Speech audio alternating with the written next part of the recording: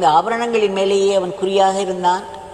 அப்படியே அந்த பாகவதர் சொன்ன அத்தனை விவரங்களும் அந்த நகைகளில் இருந்தன.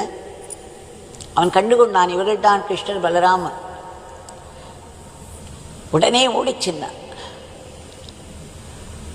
அவர்கள் சிரித்துக்கொண்டே, என்ன வேண்டும் உனக்கு?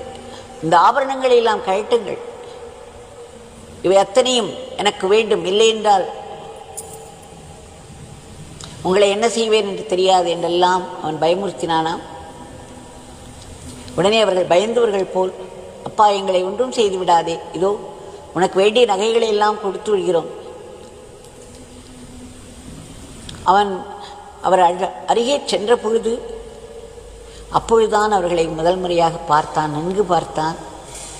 அந்த ஆபரணங்களை கழற்றுவதற்காக அவன் கைகளை வைத்த போது அந்த ஸ்பரிசம்